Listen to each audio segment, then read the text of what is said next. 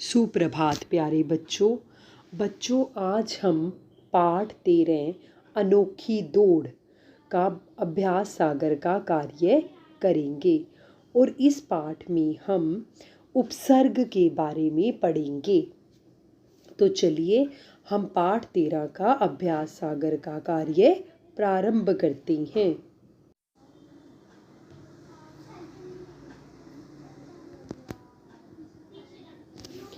प्रश्न संख्या 1।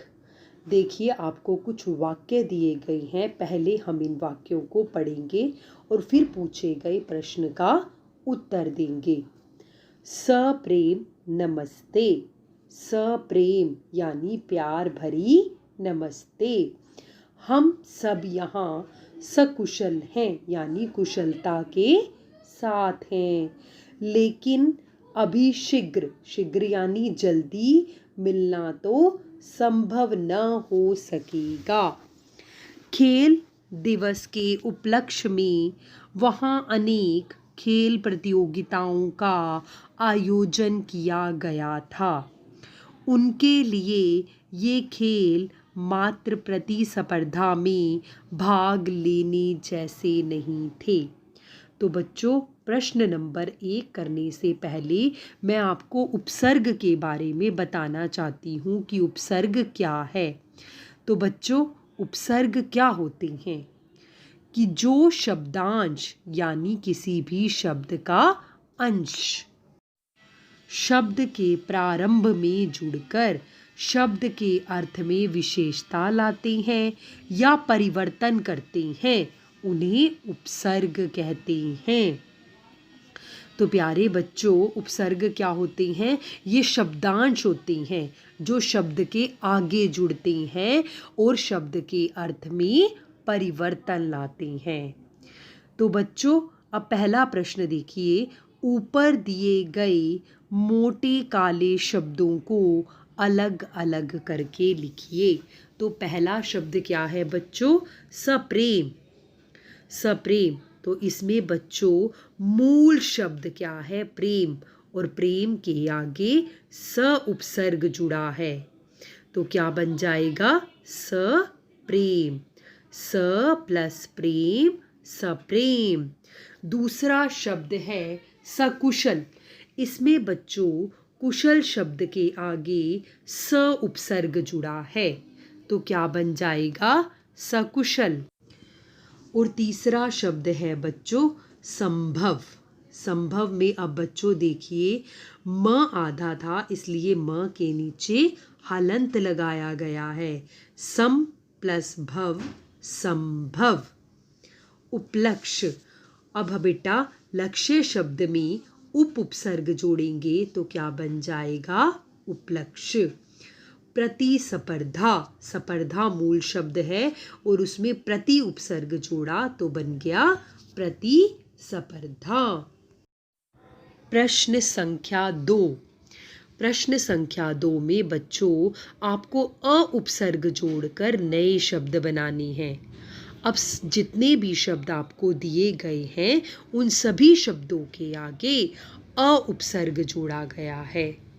अब अ उपसर्ग जोड़कर बच्चों हम नया शब्द बनाएंगे। शब्द क्या है? भिन्न। भिन्न यानी अलग। और जब उसमें अ उपसर्ग जुड़ेगा तो बच्चों क्या बन जाएगा? अभिन्न। अभिन्न का अर्थ होता है जो अलग न हो। भाव। भाव यानी मनुष्य के भाव। और जब इसमें अ उपसर्ग जुड़ेगा तो बन जाएगा अभाव। अभाव यानी कमी। समान, जिसे बच्चों आप इंग्लिश में इक्वल भी कहते हो। एक जैसा और अ उपसर्ग जुड़ने से बनेगा असमान यानी अलग। भिन्न। दृश्य। दृश्य का अर्थ होता है बच्चों नजारा और अ उपसर्ग जुड़ने से बनेगा अदृश्य यानी ओझल जो दिखाई ना दे। और लास्ट शब्द है बच्चों पर्याप्त। पर्याप्त यानी काफी और अ उपसर्ग जुड़ने से बनेगा अपर्याप्त यानी जो चीज पूरी तरह से नहीं है। प्रश्न संख्या 3। नीचे दिए गए शब्दों से पहले निर, सु, वी उपसर्ग लगाकर शब्द बनाइए। अब बच्चों, आपको नीचे कुछ शब्द दिए गए हैं और आपने उनके आगे इन तीनों उपसर्गों में से कोई एक उपसर्ग जोड़ते हुए नया शब्द बनाना है। देश। अब देश में हम क्या उपसर्ग जोड़ेंगे बच्चों? वी। वी प्लस देश, विदेश। दूसरा शब्द है कन्या। कन्या यानी पुत्री, और जब हम उसमें सु उपसर्ग जोड़ेंगे तो बच्चों बन जाएगा सुकन्या यानी आदर्श पुत्री। गुण। गुण में हम क्या जोड़ेंगे बच्चों? निर। निर उपसर्ग जोड़ने से बच्चों बन जाएगा निर्गुण।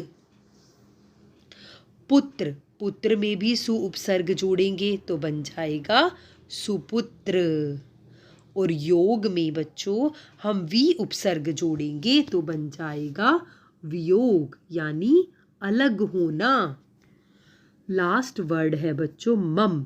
मम का अर्थ होता है मेरा, और जब बच्चों इसमें निर उपसर्ग जुड़ेगा तो बन जाएगा निर्मम यानी जिसमें माया ना हो, ममता ना हो, उसे हम क्या कहते हैं बच्चों? निर्मम। प्रश्न संख्या 4। नीचे दिए गए उपसर्गों व शब्दों को जोड़कर नए शब्द बनाइए। अब बच्चों हमें नीचे कुछ शब्द भी दिए गए हैं और उपसर्ग भी दिए गए हैं, तो हमें उन शब्दों और उपसर्गों को जोड़ते हुए नया शब्द बनाना है। अब देखिए, पहला शब्द है आ प्लस दान, आदान। आदान में बच्चों दान मूल शब्द है और आ उपसर्ग है, क्योंकि उपसर्ग बच्चों कहाँ लगते हैं? मूल शब्द के आगे। तो क्या बन गया बच्चों? आदान। और यदि इसमें हम प्र जोड़ते तो क्या बन जाता? प्रदान। आदान का अर्थ होता है लेना और प्रदान का अर्थ होता है देना। अब देखिए, ज्ञान शब्द में अ उपसर्ग जोड़ा तो बन गया अज्ञान, और यदि हम इसमें वी जोड़ते तो क्या बन जाता? विज्ञान। अब देखिए, अनु प्लस रूप। अब रूप मूल शब्द है और अनु उपसर्ग है, तो दोनों को जोड़कर क्या बना? अनुरूप यानी एक जैसा, वैसा ही। ठीक है बच्चों। अब देखिए, अगला शब्द है अव प्लस गुण, अवगुण। अवगुण यानी बुराइयां। अगला शब्द में बच्चों अप उपसर्ग में मान मूल शब्द जोड़ेंगे तो क्या बन जाएगा? अपमान। अपमान यानी निरादर। ठीक है बच्चों। अगला है बच्चों वी प्लस कार। कार मूल शब्द है और वी उपसर्ग है। विकार। विकार यानी परिवर्तन। दू प्लस बला। बला मूल शब्द है और दू उपसर्ग, तो क्या बन गया? दुबला। दुबला यानी पतला। बेटा, प्र प्लस देश, प्रदेश। परा प्लस जय, पराजय। पराजय यानी हार। बे प्लस ईमान, बेईमान। प्रश्न संख्या 5। नीचे दिए गए शब्दों में से उपसर्ग और मूल शब्द अलग अलग करके लिखिए। अब बच्चों, प्रश्न संख्या 4 में हमें उपसर्ग भी दिया गया था और मूल शब्द भी दिया गया था, और हमें उन दोनों को जोड़कर नया शब्द बनाना था। और प्रश्न संख्या 5 में हमें नवीन शब्द दिया गया है और हमें उसमें से उपसर्ग और मूल शब्द को अलग अलग करके लिखना है। तो बच्चों, पहला शब्द है विजय। तो विजय में वी उपसर्ग और जय मूल शब्द। प्रभाव। प्रभाव, तो मूल शब्द क्या हुआ बच्चों? भाव और उपसर्ग प्र। दुर्गुण। मूल शब्द क्या हुआ बच्चों? गुण और दुर उपसर्ग। अभिमान, मान मूल शब्द और अभी उपसर्ग। अनजान, अनजान में मूल शब्द क्या है बच्चों? जान, और अन उपसर्ग जुड़ा है। प्रवेश, प्रवेश में मूल शब्द क्या है बच्चों? वेश, और प्र उपसर्ग जुड़ा है। अब बच्चों प्रश्न संख्या 6 में हमें क्या करना है? हमें कुछ शब्द दिए गए हैं और हमें उनके समान अर्थ वाले शब्दों से उन्हें मिलाना है। तो आज़ाद, आज़ाद का समान अर्थ क्या होगा बच्चों? स्वतंत्र। खजाना यानी धन संपत्ति। तोहफा यानी उपहार। शामिल, शामिल का समान अर्थ बच्चों क्या होगा? सम्मिलित। गुलामी, दास्ता। बच्चों आप इसमें नंबरिंग के द्वारा भी इसका मिलान कर सकते हैं। तो नंबरिंग क्या होगी? 2, 5, 4, 1। प्रश्न संख्या 7, नीचे दिए गए शब्दों के वचन बदलिए। अब बच्चों हमें नीचे एक वचन शब्द दिए गए हैं और हमें उनका बहुवचन रूप लिखना है। तो झाड़ी, झाड़ी का बहुवचन रूप क्या बनेगा? झाड़ियाँ। रुपया, रुपए। मशाल, मशालें। दरवाज़ा, दरवाजे।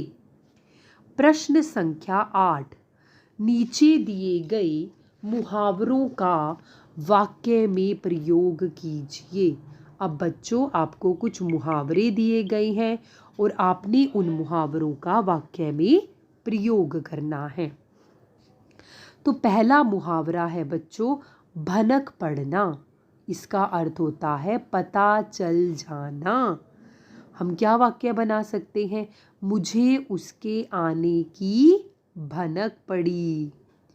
दूसरा मुहावरा है भिड़ जाना। इसका अर्थ होता है लड़ जाना। तो हम वाक्य बना सकते हैं कि क्रोधित होने पर दोनों राजा आपस में भिड़ गए।